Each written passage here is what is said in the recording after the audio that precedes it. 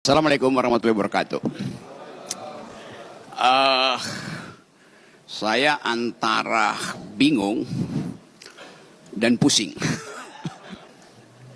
Bingung karena Polda yang urusannya dengan kriminal untuk menuntun kita masuk di dalam satu perdebatan yang sudah sangat panjang antara teologi dan ekologi. Dan itu membutuhkan kajian, bukan orasi. Saya kasih kajian di Sespimti Polri, di Lemhanas. Tadi siapa yang pernah ikut kuliah saya di Lemhanas? Oh, yang ujung sana tuh. Pak Ino. Satu waktu, tahun lalu ya. Oke, saya kasih kuliah di Lemhanas untuk menerangkan global security itu. Human environmental ethics. Subjek-subjek itu ternyata hari-hari ini terhubung dengan keadaan kita di Riau, di Jakarta, di Pakistan, di India, di Eropa. Karena kita mengalami krisis yang sama akhirnya tuh. India kirim rudal ke Pakistan. Kita tahu India punya nuklir, Pakistan punya nuklir.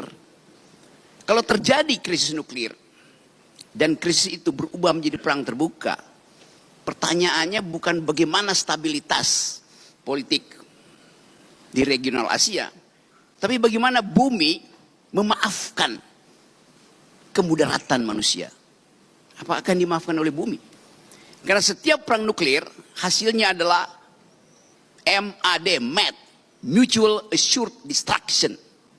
Hancur.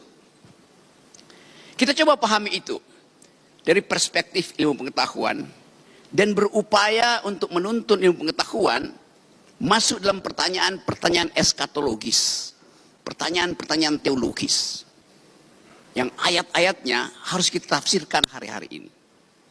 Tadi dimulai dengan ayat belajarlah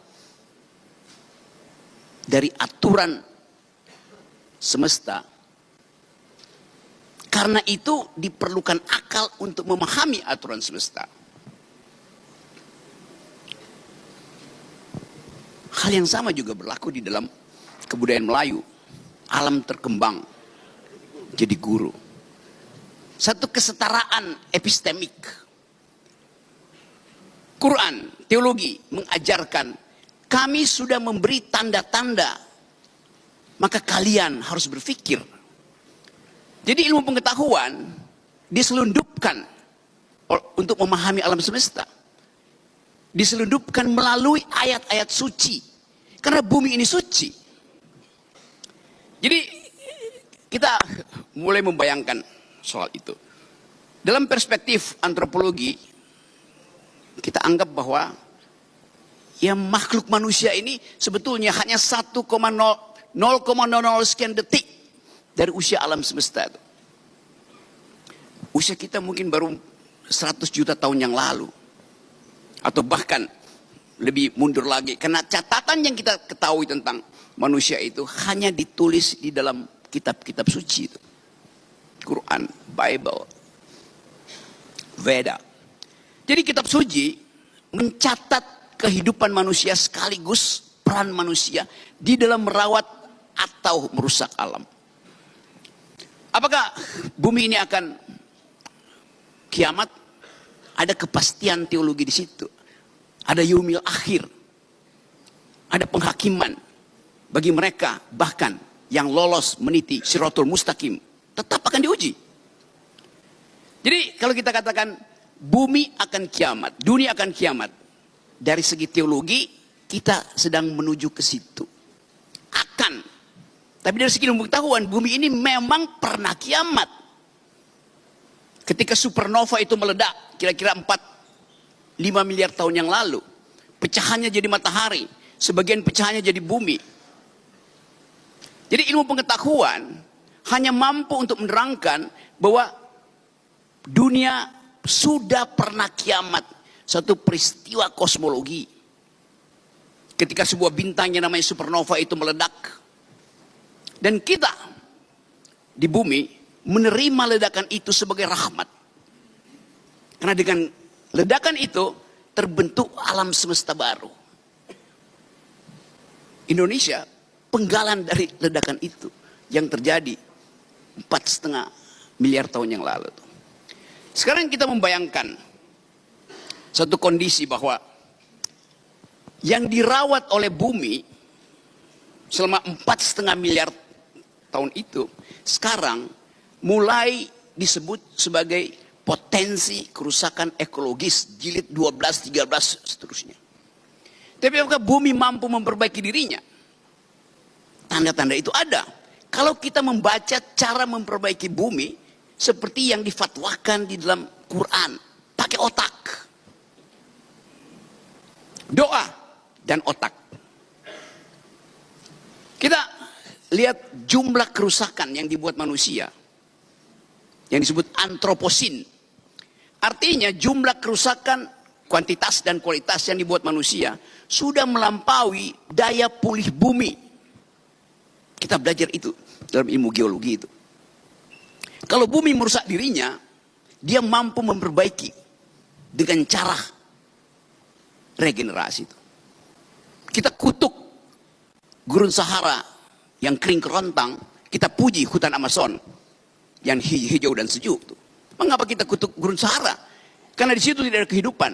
Mengapa kita muliakan hutan Amazon? Karena di situ ada keragaman hayati.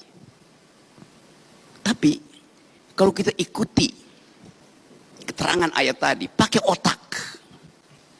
Allah Subhanahu wa taala mengatakan, pakai otak untuk membaca gejala alam. Surat apa tadi? Surat Al-Imran. Kalau kita pakai otak, kita mulai riset.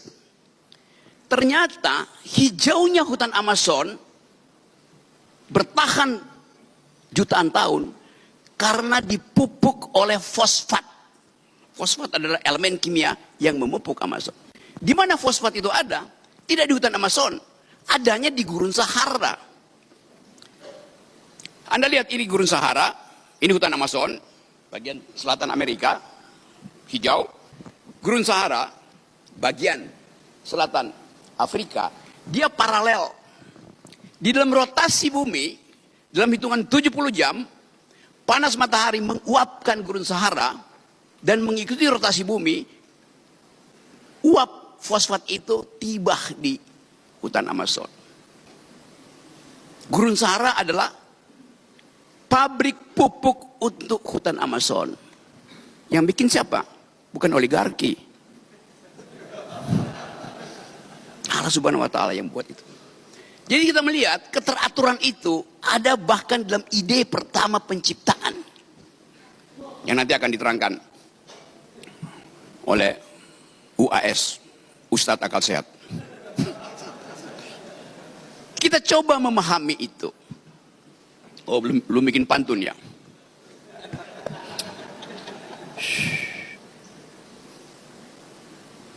Bumi adalah rahim bagi kehidupan. Karena itu kita dalam bahasa Yunani disebut ibu bumi, Mother Earth, Gaia.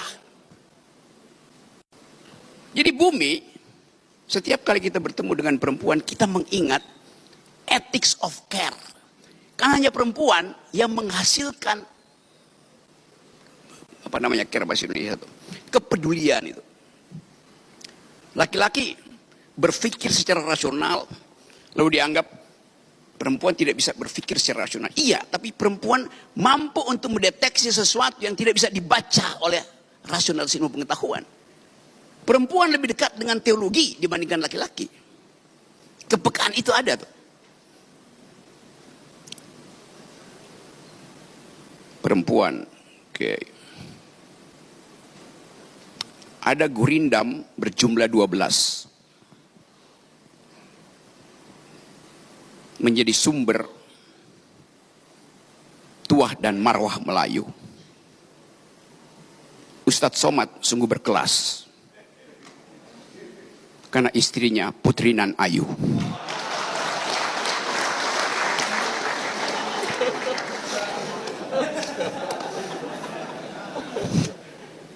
keayuan perempuan setara dengan keayuan bumi. Bumi itu indah, bumi itu ayu. Saya memulai dengan cara itu untuk mencoba memahami bahwa kita perlu ethics of care. Belajar pada kepedulian perempuan.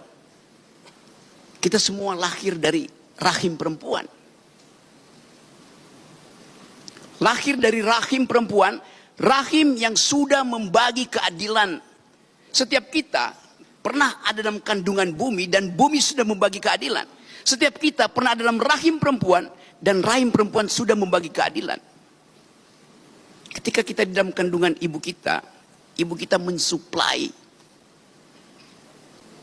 gizi. Jadi kita memperoleh makan siang gratis pertama dari rahim ibu kita. Dan sangat bergizi. Dilahirkan dari rahim perempuan, kita pindah pada rahim laki-laki. Rahim laki-laki itu namanya APBD, APBN, Kongres Partai. Itu rahim laki-laki. Yang isinya adalah arogansi. Setiap rahim laki-laki, apalagi yang ada di Senayan, mengincar rahim APBN. Berapa yang bisa saya rampok? Itu yang terjadi. Kita coba bayangkan bahwa kemuliaan perempuan menuntut keadilan. Sementara kebijakan publik sangat jarang memperhatikan hak-hak perempuan. Hak-hak bumi itu setara dengan hak-hak perempuan. Merusak bumi sama dengan memperkosa perempuan. Karena dia adalah ibu kita, ibu bumi itu. Dasar pikiran itu harus betul-betul tumbuh di dalam kondisi epistemik. Kecerdasan diberikan oleh bumi pada kita. Tapi kenapa kita mesti rusak? Karena arogansi. Keinginan untuk mengubah wants menjadi needs itu. Bumi menyediakan kecukupan bagi kita itu. Yang kita butuhkan, basic needs. Tapi politik membuat needs itu menjadi wants, tambah mau lagi. Itu yang merusak lingkungan. Ketika needs sudah dipenuhi, wants-nya itu berubah menjadi keinginan untuk akumulasi. Itu ya. Kerusakan lingkungan dimulai ketika ego antropologis kita menganggap bahwa bumi itu disediakan untuk kita eksploitasi. Nah, kerakusan itu yang tidak kita halangi hari-hari ini. Jadi sekali lagi, sering dikatakan bahwa perempuan itu adalah makhluk kelas 2, dibuat dari tulang rusuk laki-laki. Jadi yang utama adalah laki-laki, perempuan itu cuma diambil dari tulang rusuknya. Tapi ilmu pengetahuan menerangkan sebetulnya bahwa kalau perempuan sekedar dibuat dari tulang rusuk laki-laki, laki-laki dibuat dari apa?